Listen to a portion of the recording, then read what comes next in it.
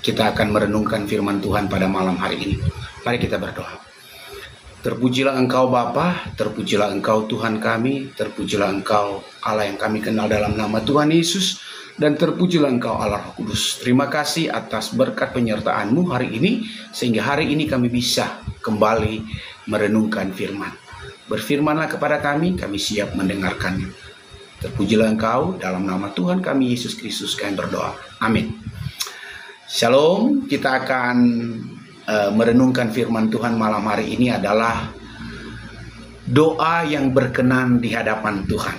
Ini yang menjadi tema. Doa adalah komunikasi atau percakapan, tapi percakapannya dengan Tuhan. Doa bisa berisikan permohonan, bisa berisikan ucapan syukur, tetapi doa juga bisa diekspresikan dengan pujian, dengan menyembah seperti yang kita lakukan tadi. Tujuannya adalah membesarkan, memuliakan nama Tuhan. Jadi doa ini adalah alat komunikasi. Seperti kita hari ini handphone, itulah alat komunikasi kita kepada Tuhan yang beriman kepadanya. Nah, pada saat ini saya akan membagikan bagaimana kita dapat berdoa berkenan di hadapan Tuhan. Ini yang menjadi perenungan kita pada malam hari ini. Langsung saja, bagaimana kita berkenan bisa berdoa di hadapan Tuhan Allah kita? Yang pertama adalah berdamai dahulu dengan diri kita atau mengampuni dengan sesama kita.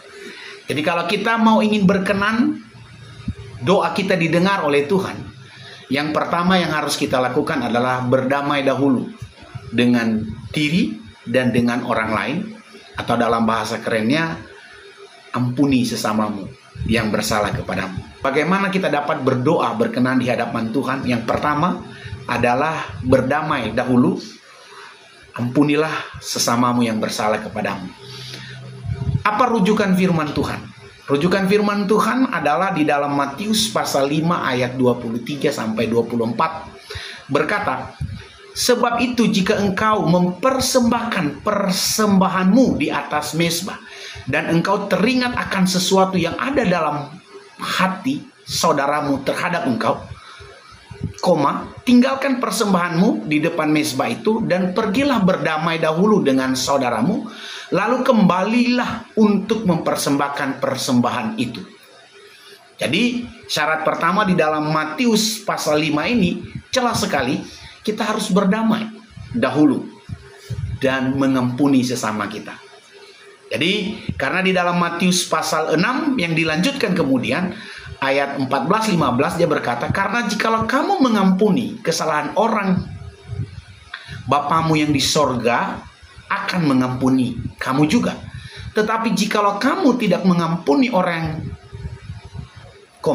Bapamu juga tidak akan mengampuni kesalahanmu. Jadi yang pertama, inilah kebenaran yang pertama. Berdoa berkenan di hadapan Tuhan dimulai dengan berdamai atau ampuni orang yang bersalah kepada kita. Masalah dia mengampuni dan tidak mengampuni kita itu bukan urusan kita. Yang pertama kita ampuni dia. Jadi inilah kebenaran yang pertama. Berdoa berkenan di hadapan Tuhan dimulai dengan berdamai. Dimulai dengan pengampunan dengan sesama kita. Supaya doa kita tidak terhalang. Ya, ampuni segala dosamu dan ampuni sesamamu manusia. Jadi itu yang pertama, kalau mau doa kita didengar dan berkenan di hadapan Tuhan. Kalau tidak mengampuni, maka saya pastikan doamu tidak akan didengar, karena firman Tuhan berkata akan terhalang. Bahkan dia katakan tadi, tinggalkan dan pergi berdamai. Itu yang pertama. Yang kedua adalah bagaimana doa kita berkenan di hadapan Allah. Yang kedua, jangan berdoa seperti orang munafik. Kenapa? Karena doa mereka itu adalah hanya menyenangkan telinga. Doanya terlalu bertele-tele dan diulang-ulangi untuk kehebatan dan kepentingan dia. Jangan berdoa seperti orang munafik. Itu yang pertama. Artinya, Lawan katanya saudara harus berdoa dengan tulus hati. Di dalam Matius pasal 6 ayat 5-7 dia bilang, apabila kamu berdoa, janganlah berdoa seperti orang munafik. Ada ayatnya, Matius 6 ayat 5 dan 7. Kenapa? Orang-orang munafik pada zaman dulu mereka suka mengucapkan doanya dengan berdiri dalam rumah-rumah ibadah supaya orang dilihat. Dan pada tikungan-tikungan jalan raya supaya orang melihat dia. Wah, dia itu orang alim. Dia itu orang hebat. Sebenarnya dia tidak berdoa sungguh-sungguh. Tetapi firman Tuhan berkata, kalau engkau ingin berdoa sesungguhnya, jika engkau berdoa di dalam ayat selanjutnya, masuklah ke dalam kamarmu, tutuplah pintu, dan berdoalah kepada Bapamu yang di tempat tersembunyi, maka Bapamu yang melihat yang tersembunyi akan membalas kepadamu. Berarti kita nggak boleh doa di depan umum, boleh, tapi itu acara-acara tertentu. Nah di zaman Tuhan Yesus tidak. Itu doa khusus, doa pribadi dia berdoa di pinggir-pinggir jalan. Tapi doa-doa secara bersamaan ya tidak masalah. Bayangkan kalau saudara berdoa pribadi, saudara ke tikungan. Ya itulah yang dilakukan oleh orang-orang Farisi pada zaman dulu. Maka Tuhan berkata, jangan berdoa seperti orang munafik, karena doa mereka pasti tidak didengar. Itu yang pertama. Yang kedua, yang pertama tadi ampuni. Yang kedua, jangan berdoa seperti orang munafik. Karena waktu berdoa seperti orang munafik, hatinya tidak jujur, tidak tulus. Maka tentu doanya tidak akan didengar. Hanya manusia yang mendengar. Ya, seolah-olah cantik tuh doanya. Tapi sebenarnya Tuhan tidak mendengar. Nah yang ketiga, bagaimana supaya doa kita berkenan di hadapan Tuhan? Yang pertama tadi adalah harus ada pengampunan. Yang kedua, jangan berdoa seperti orang munafik. Dan yang ketiga, kita harus berdoa dengan sungguh-sungguh, artinya penuh semangat serta pantang menyerah supaya dikabulkan Tuhan. Apa maksudnya?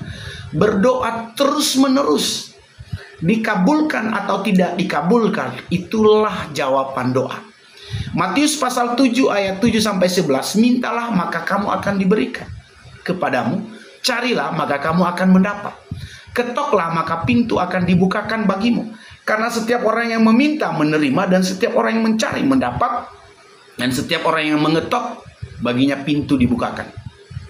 Dia katakan di dalam sana, adakah seorang daripadamu yang memberi batu kepada anaknya jika ia meminta roti, atau memberi ular jika ia meminta ikan?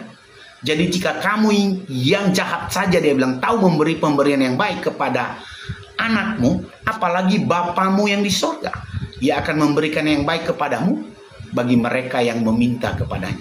Tapi apa syaratnya? Harus berkenan, harus terus kesungguhan hati, dan jangan karena tidak sesuai dengan keinginan kita langsung dibilang, udah nggak usah berdoa. Tidak. Karena doa itu ada 3 jawaban doa. Pertama dikabulkan, 2 tidak dikabulkan, 3 dipending. Itu jawaban doa. Jawaban doa dikabulkan, tidak dikabulkan, dan dipending sementara. Jadi waktu saudara doa saudara tidak dikabulkan, itulah jawaban doa. Waktu doa saudara sementara dipending dan baru terjawab 1 bulan, 1 tahun, 2 tahun, itu jawabannya. Tapi kalau doa saudara langsung dijawab, itu juga jawabannya. Kenapa? Karena terus berdoa. Tuhan, aku mau berdoa. Jadi yang ketiga, harus ketekunan berdoa. Pertama tadi ada pengampunan, yang kedua jangan seperti orang munafik, yang ketiga harus terus menerus, jangan bosan-bosan.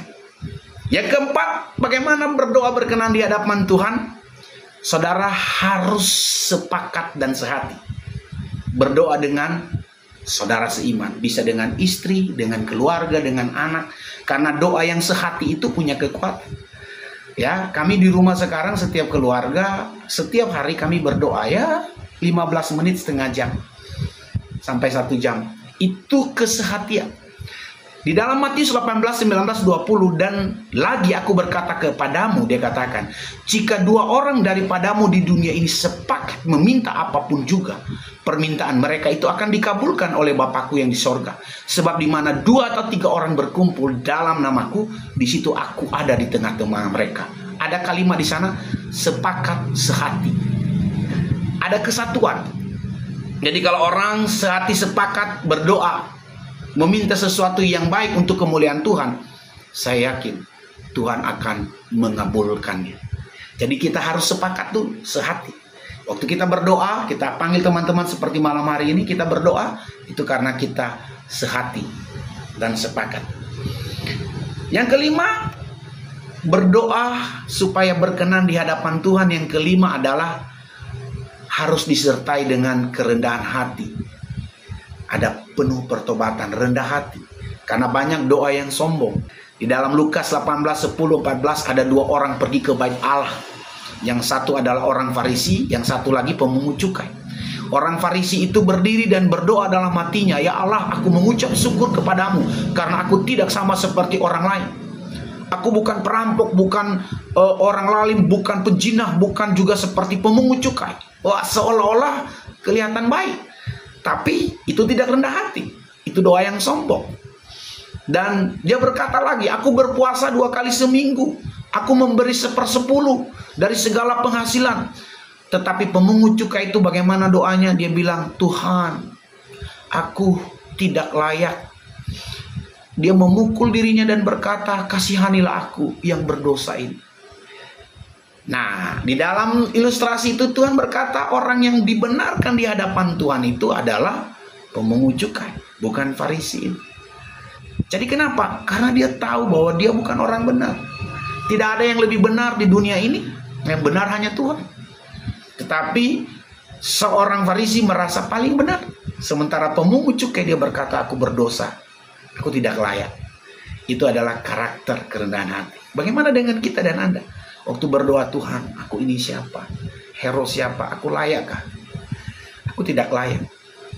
Nah, yang kelima itu adalah berdoa disertai dengan kerendahan hati dan penuh pertobatan. Saya yakin doa saudara akan diterima.